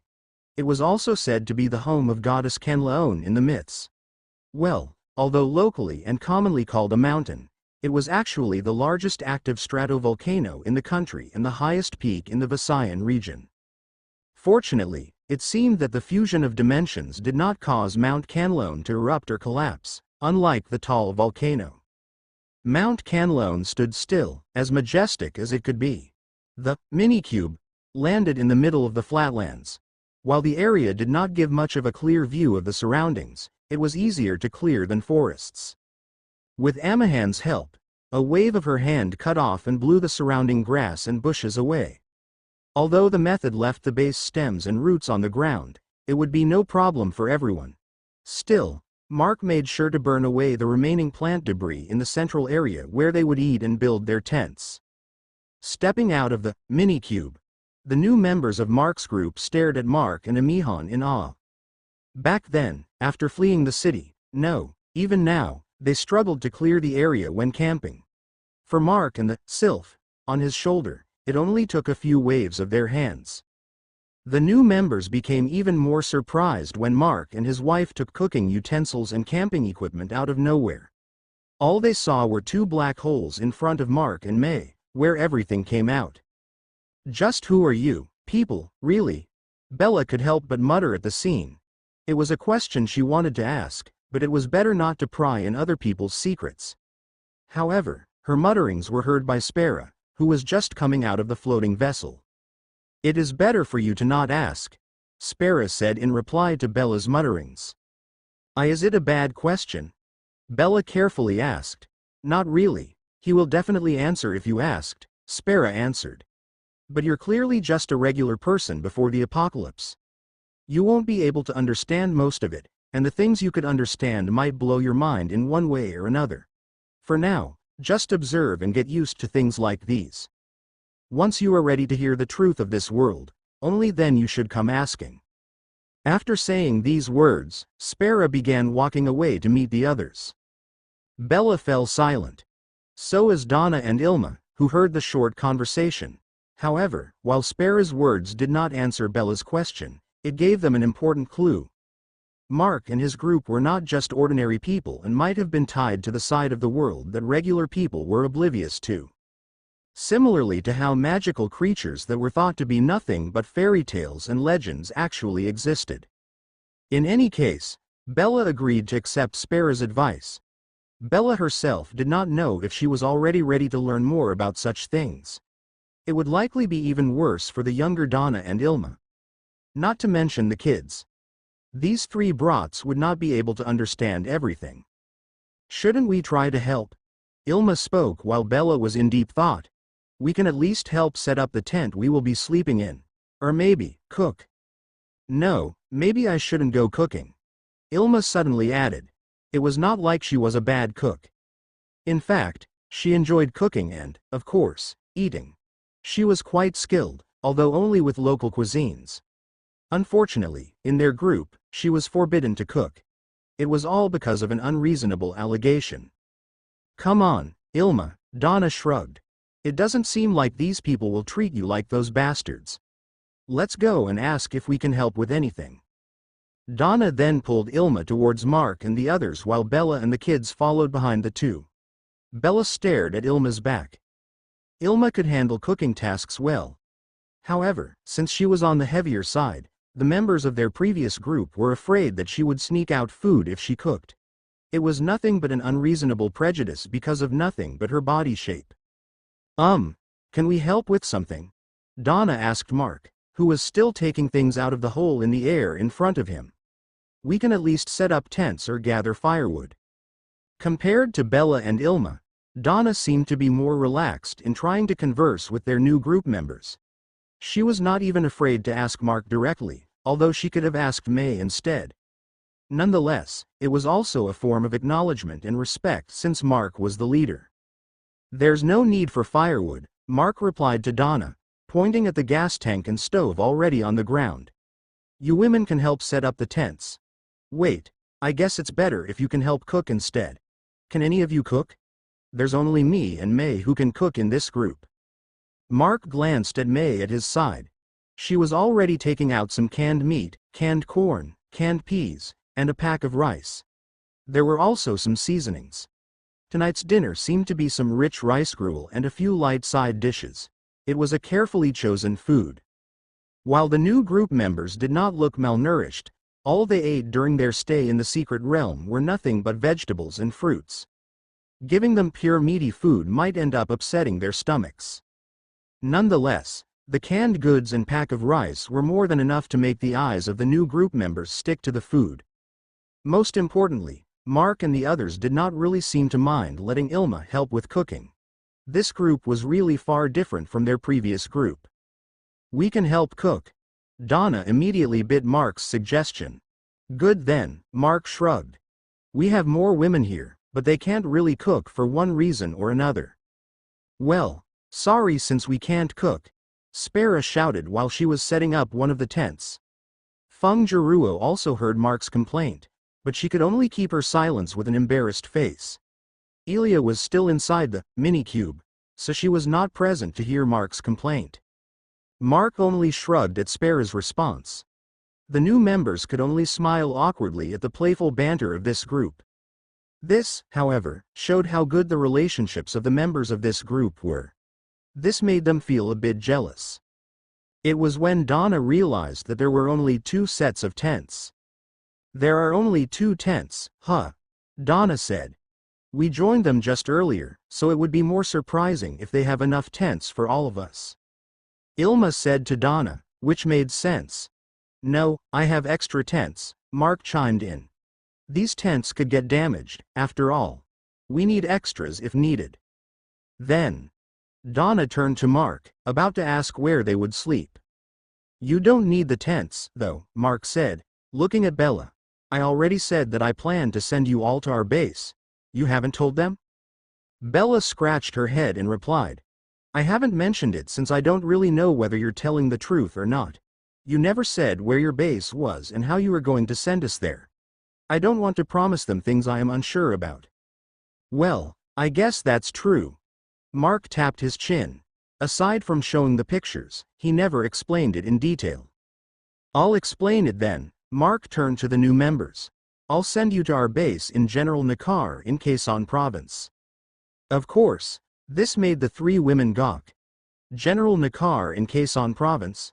That was hundreds of kilometers away from this place. But before the 3 could ask any question, Mark continued. Don't worry.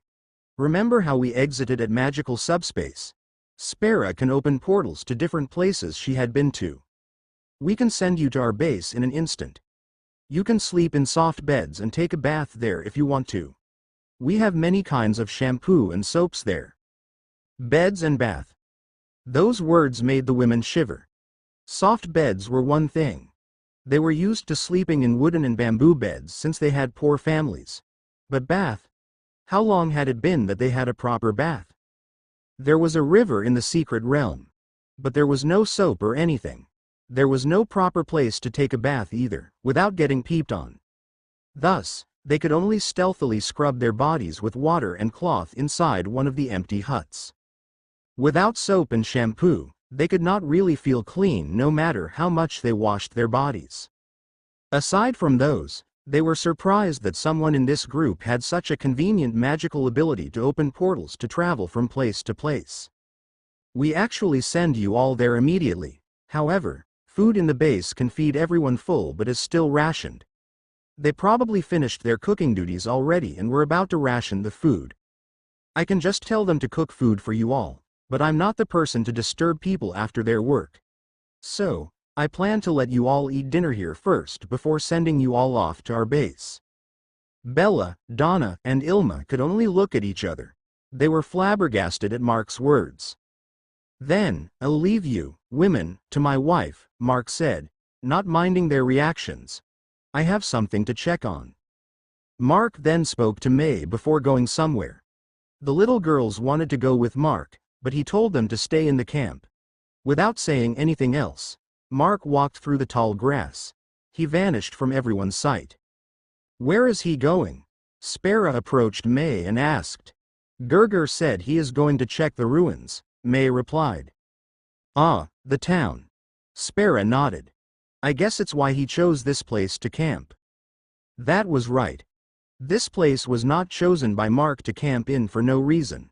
There were actually ruins nearby, and it was a rather large one. It seemed to be the ruins of a whole rural town. How the rural town managed to avoid getting completely destroyed sure was an interesting thing. In any case, everyone left in the camp had things to do. May and the three women started cooking, and it was sure easier with more hands to help. But then, the curious Donna could not help but ask May. Isn't it hard to cook with that on? Donna pointed at the veil still covering half of May's face. Hearing the question, Spera chimed in. I guess you can remove that. It's only us here, anyway. I wonder if it's really okay, May replied. I already got used to wearing it. Bella also joined the conversation. I'm also feeling a bit uncomfortable seeing you like that. But if there's a good reason why, then please, just forget what we said. May thought for a bit and nodded. It was actually a bit harder to cook with something covering her face. And there, she removed it. The three new women could not help but stare at the most beautiful young woman they had seen in their entire life. And an immediate question entered the minds of the three. Just how in the world did this beautiful young woman become the wife of that, not-so-good-looking, guy? Day 139 to 6:05 p.m. Barangay Salvacion, Municipality of Murcia, Province of Negros Occidental. Leaving the camp, Mark made his way through the sea of tall grass. His movements caused quite a noise as he trampled down the grass stalks on his path. The further he got away from the camp, the less mindful Mark became of the noise he was creating. Mark could wave through the grass without making any sound. He could either fly above the grass or use his shadow mist movement to leave no noise or any trace. Yet, Mark was being noisy. He was doing it intentionally. The camp had light, which was more than enough to gather unwanted attention. However, a light source had less attraction towards the infected compared to noises in the surroundings. And with Amahan's presence in the camp, no noise could be heard from the place. Thus, if there was anything that was around, they would be attracted more to Mark's location instead of the camp. And if there was anything else that tried to approach the camp despite Mark's distraction, there was Crimson. The diligent Bloodchild was guarding the surroundings in his invisible mist-like form. Fortunately, or maybe, unfortunately, no one approached or blocked Mark's path. In no time, he stepped into the vicinity of the ruins of the town. The moment Mark was within a certain distance from the town, he immediately realized something. There was a distinct difference between the grass of the flatland and the town. The grass in the flatlands had grown old and tall. But around the town, the grass appeared to be younger and shorter. This difference was even more distinct once one saw the tall grass forming what seemed to be a natural wall around the town. There was only one reason for this. It must also be the reason why the ruins were rather intact. People lived in this place during the fusion of dimensions. The barrier, the eyes, created to protect humans, caused the differences between the plants outside and inside the town's vicinity. Leaving the wall of tall grass taller than a person, Mark stepped onto the grassy patch that barely reached his knees. Looking forward, what greeted Mark at the entrance of the town was the ruins of what seemed to be a small department store. Mark could see on the huge signage above the building entrance, which was a characteristic often seen in large stores. Unfortunately, the signage was already ruined, fallen to the ground, and blocked the doors. Most of the letters of the store's name were already gone, which only made Mark wonder what store it was. Mark walked on the remains of the road in front of the store. Next to it was a small gas station with only one pump. This gas station showed how much of a backwoods area this town was. Having a single pump, this gas station would not be able to comply with the demands of petrol in far more developed towns and cities. Since Mark and the others flew over the ruins and landed in the southern area of the town, Mark had to make his way north to investigate the ruins. With nothing to see but ruins on the outskirts of the town, Mark decided to hasten his investigation. He decided to make his way directly to the most intact area of the town. This time, as silent as possible, Mark moved. He jumped from house to house, from tree to tree. By using the highest points of the surroundings as his footholds, Mark could make out the surroundings further and clearer. The town was surprisingly empty. It would not be odd to see a few, infected, wandering around.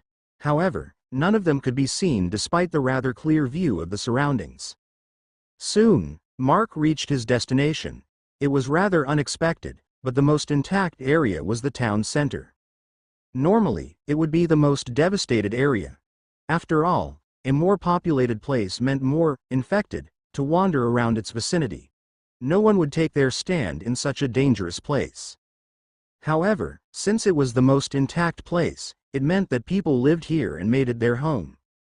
And the most intact building was unexpectedly the town's municipal building. Mark jumped towards the grass-covered road in front of the municipal building. Sure enough, people lived in the area with the municipal building at the center.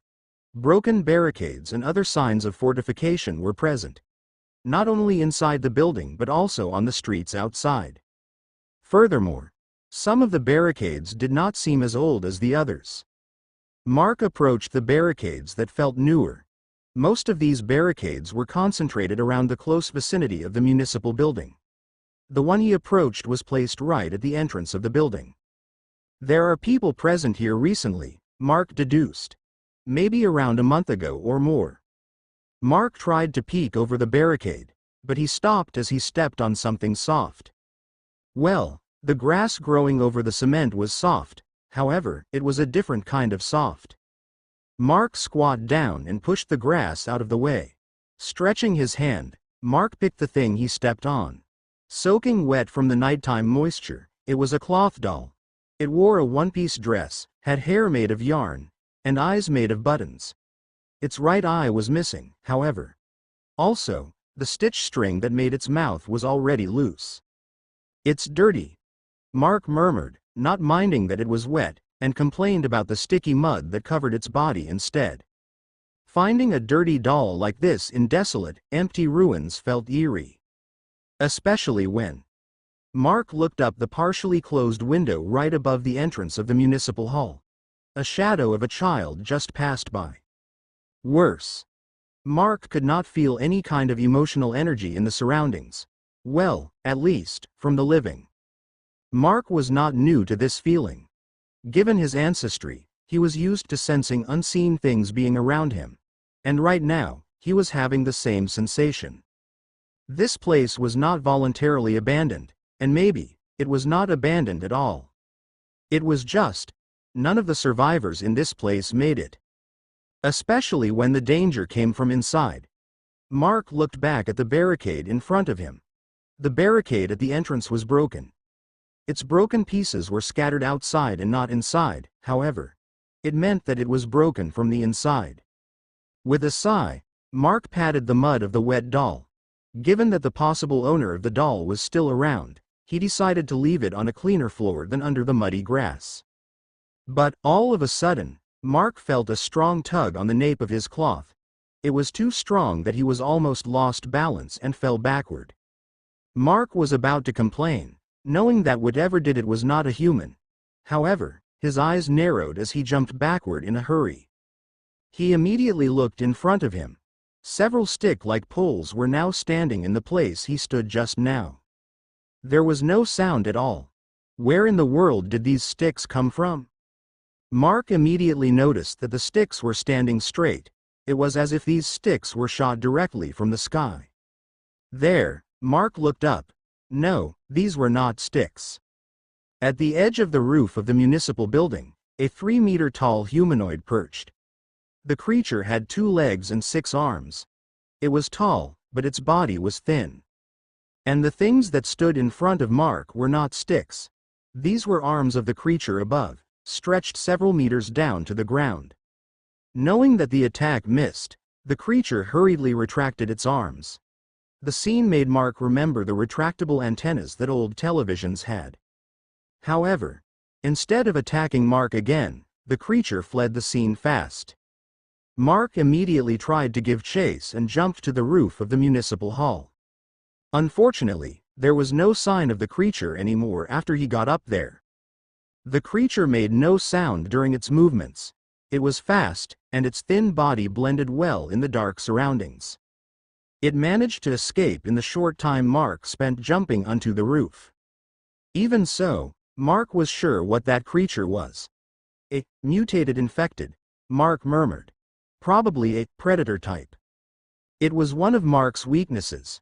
Aside from gut feeling, he had no way of detecting the infected, unless the infected was intelligent enough to have a bit of consciousness. Mark would not be able to detect them at all. It was the reason he was late to react this time. Worse, predator types were known for stalking its victims instead of blindly attacking like most infected would do. If a predator type knew it was detected by its prey, its first reaction was to flee, pretty much what happened just now.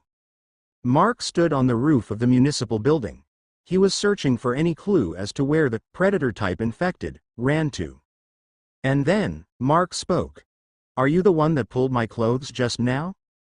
While asking this question, Mark turned his head, looking behind him over his shoulder. Standing a few meters behind him, a silhouette of a little girl could be seen. She was not answering Mark's question. She just stood there, staring at Mark without any movement. Since Mark did not receive any reply, he could only shrug. "Is this yours?" "I'll leave it here," Mark said, putting the doll he was still holding on the floor. And there, Mark jumped down, following the direction that the mutated infected possibly fled to. Of course, Mark was just guessing since the bastard did not leave any clue at all. After Mark jumped off the roof, only then did the little girl move. She walked towards the doll and sat in front of it. She then watched the doll, as if she was reminiscing some memories. Only then the girl did notice that the doll had a new right eye made of some sort of metal. She could not help but look at where the stranger was going before picking up the doll and vanishing. On the other hand, Mark was now on the streets once more. He continued to observe the surroundings while being cautious of any possible surprise attacks he might receive. Even for Mark, the feeling of being watched was kind of uncomfortable. It was worse since he knew that someone or something was watching him, but he could not pinpoint where it was coming from. In any case, Mark continued to tour the ruins. Since it was pretty much intact compared to most places' ruins they saw before, there might be things Mark could bring back. And Mark was not mistaken. In one of the abandoned market stalls, he found some equipment used to raise fighting cocks. There was not a lot left, but it was a good find in this kind of situation. Especially the sturdy ropes and medicine for poultry would be extremely useful. Mark continued to roam the town. It was unexpected, but he was yet to be attacked by the mutated infected once more. Nonetheless, he could feel its presence nearby. Its stare boring holes in his back. The annoying thing, however, Mark turned to a house on the other side of the street. The girl earlier was there inside, watching him through the window. He was being tailed by not only one but 2 annoying creatures. The mutated infected, that was good at hiding, and the shadow girl that would not even hide. Worse, the girl was not even an actual ghost. She was only a leftover sentiment of a girl before she died. Her soul had very likely passed on already. However, her emotions and intent were left and existed in the form of this shadow-bodied girl. Seriously, this was far more tiring than fighting a group of armed humans. Mark murmured with a sigh. Day 139 to 6:35 p.m. Barangay Salvacion, Municipality of Murcia, Province of Negros Occidental. Mark roamed in the ruined streets for about 15 minutes. He focused on searching the town's central area, where stores and public establishments were scattered around. However, as Mark expected, most stores were already ransacked empty. There were some stores with leftover items. One of which was the store catered for owners of fighting cocks and poultry birds. It was not surprising, considering only a few would think of needing these items during the apocalypse. The surprising thing, however, was the emptiness of the place. While it was expected that no people would be present now, there were also no signs of other things one would expect to be around. For example, the infected, aside from the mutated infected, that was tailing Mark, he could not see any single infected in the area. There were no animals or magical beings either. Well, the little girl might be a magical, paranormal being. But, of course, she was also an exception in this count. The closest thing that Mark found that would tie to a living being were the bones scattered around the town. It was rather hard to determine what most of the bones came from, but the skulls were definitely easy to identify. Mark did not find any complete skeletal remains, however. All the bones he saw were pieces and parts he accidentally stepped on while walking. The darkness of the night made the bones a little hard to see. Furthermore, most of these bones were hidden under the grass that already covered the streets. Unless Mark overturned the grass as he walked, he would not spot the skeletal remains scattered here and there. The annoying part of this excursion for Mark was the annoying stalkers following him. Mark was already showing that he was lowering his guard. Nonetheless, the mutated infected did not bite the bait Mark laid. The mutated infected was already fast and made no noise as it moved. Did it really have to be this intelligent? Mark was getting annoyed. As for the little girl, Mark felt less annoyance from her. Although unnecessary, this girl attempted to help him earlier, after all. Still, he was suspicious as to why she kept on following him. After getting tired of searching the surrounding stores, Mark finally decided to go back to the municipal building. In the first place, it should be where he started. However, the sudden appearance of the mutated infected caused him to derail from searching the municipal hall. Using the parking area of the small municipal building, Mark made his entry. Sure enough, there were more signs of fortification inside. The windows were barricaded, and there were barbed wires in front of the door. Well, most of the barricades were already destroyed. Unexpectedly, the door was closed. It was something that one would not expect, considering the state of the place outside. After waving through the barbed wires and broken barricades scattered in front of the door, Mark pushed the door open. Mark did not enter immediately, not that he could not, but he was forced to stand in place. The moment he opened the door, he was assaulted by the horrid stench coming from inside. It was the mixed smell of the stale air, the fishy smell of blood, and the rotting smell of something decayed. Mark had already smelled worse things. Thus, Mark only froze for a bit. Then, knowing that the smell would stick to his clothes if he entered, Mark took out the wind manipulation mental crystal. He had no plans to air the entire place. Mark only needed to create a barrier of wind around his body to prevent the smell from reaching him. Once Mark used the wind manipulation mental crystal, he felt two reactions nearby. It was clear that it was his two stalkers. After all, to the infected, magical energy was rather attractive. As for the girl, her current existence was nothing but a blob of energy, making her react to the strong magical energy that the crystal released. Unfortunately, Mark could still not pinpoint the exact location of the mutated infected. Mark made his way inside. Mark frowned. The whole place looked like it experienced a storm. Things were scattered everywhere, from small pieces of barricades to rotting body parts. The light-colored walls were splattered with blood. Dead, half-eaten bodies lie here and there.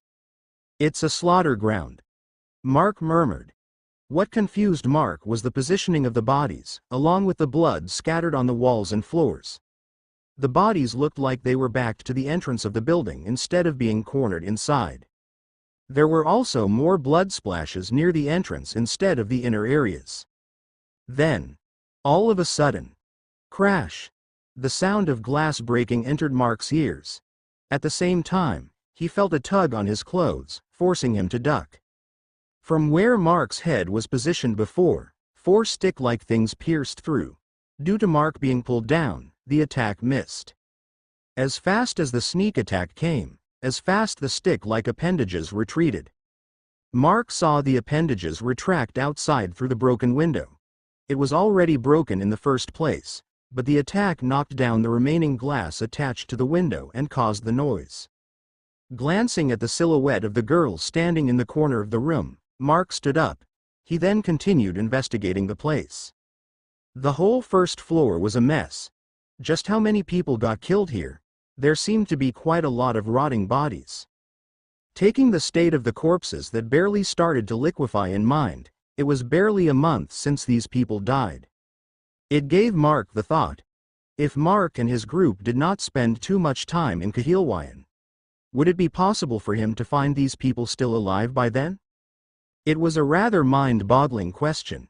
In the past, Mark would not have these thoughts. However, after experiencing 2 lives and having the memories of 4 more, he began to think of these questions.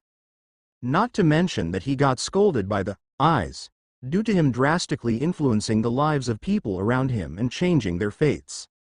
Mark shrugged as his body was now pulled to the side. Like before, several appendages pierced like spears to where he was positioned before. Once the attack missed, the appendages retracted immediately. The attack came from a window nearby.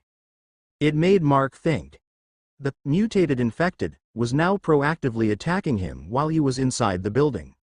Why? And Mark came to a conclusion almost immediately.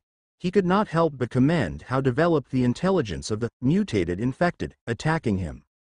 When Mark was outside, he had the opportunity to chase after the mutated infected if its attack missed. Thus, the mutated infected did not attack. Now, Mark was inside. The mutated infected could attack from outside through the small gaps and windows, and Mark would not be able to chase it at all. How clever. Mark shook his head, glancing at the girl staring at him from the second-floor balcony. He did not need the help of this girl at all. Although the attacks were as fast as a sniper bullet, his reflexes were more than enough to notice and evade. However, Mark was letting the girl pull him away from the attacks. He wanted to know what the girl wanted for doing this. Unfortunately, he was far from understanding her intentions. Aside from a few scattered makeshift weapons, Mark found nothing else of interest on the first floor. Thus, Mark made his way to the stairs. This place only had 2 floors, so it would be the last floor to explore. But then, as Mark was midway up the stairs, 4 stick-like appendages shot towards Mark from above. There was a large hole on the roof right above the highest steps. This time, Mark felt the girl panic. Since Mark was midway the stairs, she could not nudge Mark out of the way since he would fall. It was also the reason the mutated infected attacked at this time. It was to push Mark off the stairs, and there was no space to dodge at all. Mark, however, was done playing. He tilted his neck and waist to the side, causing the 4 incoming appendages to miss his body. And before the appendages could retract, Mark grabbed the thin limbs. And then, there was silence. The girl was shocked at Mark's actions. The mutated infected on the roof was the same. Finally realizing that its limbs were grabbed, it tried to pull back in a hurry. Kree. A confused sound was heard as the mutated infected realized that it could not pull back its limbs. Mark would not waste this chance. While hearing the muffled screeching sounds, Mark took out a portion of his blood and formed chains and shackles that would keep the stick-like limbs in place. He then tied the limbs to the sturdy part of the intact metal railings of the stairs. The mutated infected was stuck. Its panicked screeching could be heard from outside. And using the windows on the second floor, Mark jumped out and went to the roof to see the struggling, mutated infected. Unexpectedly, the little girl was already here, intently watching the mutated infected. However, the little girl was exuding a weird emotion this time. A nostalgic and sad emotion. Mark approached the mutated infected, only to get attacked by the two remaining arms of the trapped enemy. Unfortunately for the mutated infected, its attack was done up front. Mark did not have to put any effort into dodging and just grabbed the two limbs. This forced the mutated infected in a rather difficult twisted position which caused it to wail in pain. Now that Mark got a clear look at the mutated infected, he realized that it was a woman. Well, the mutation changed her whole body. Her ragged dirty hair also covered her face. If not for the fact that she had breasts uncovered due to lack of clothes, it would be hard to determine her gender without observing closely. The mutated infected felt threatened. She tried her best to free her trapped limbs while threateningly growling at Mark. It made Mark shrug. This mutated infected was rather intelligent. Well, in terms of hunting her prey. As for everything else, there was none. She was just your everyday dumb, infected, that only relied on instincts. Furthermore, it seemed that the infected could not see the little girl standing beside her. Even so, the little girl was intently watching her. It finally dawned upon Mark and he could not help but ask the little girl, "Your mother?" And for the first time, the girl responded to Mark's words. The little girl turned to Mark and sadly nodded. This reply made Mark ask the girl, "What do you want to do with her?" This question seemed to have triggered something. Mark could feel the girl's energy swirl, releasing a plethora of emotions. And then, images flowed into Mark's mind. The scene where the mutated infected killed the people in the municipal hall. The scene where she got bitten by an infected while scavenging. However, she hid it from everyone because of her daughter. Then, the scene of the girl watching her mother kill their allies after turning and mutating. All the remaining survivors of this town were killed by the girl's mother. And as those memories were transferred unto Mark, the girl uttered a single word. Kill. The girl wanted her mother to die, not because she bore hatred towards her mother. It was because she did not want her mother to hurt more people. It was the reason why the girl tried to save Mark from the attacks of her mother. She did not want her mother to harm others anymore. It would have been easier if she killed her mother. She had the ability to pull Mark out of the way, after all. But the girl could not do it. She could not push herself to kill her own mother. And thus, she was asking Mark this request now that she had the opportunity. Mark sighed. Since he caught the mutated infected, he could have brought it back to the base since he intended to go there later. However, the situation changed. This girl gave him a request with all her existence. Thus, with a wave of his hand, Mark took out a crossbow from his ring. There was no need to aim at this close distance. Mark just shot the crossbow in front, piercing the forehead of the mutated infected. The mother's body immediately went limp as her tall but thin figure slumped on the roof of the municipal building in front of the remaining existence of her daughter.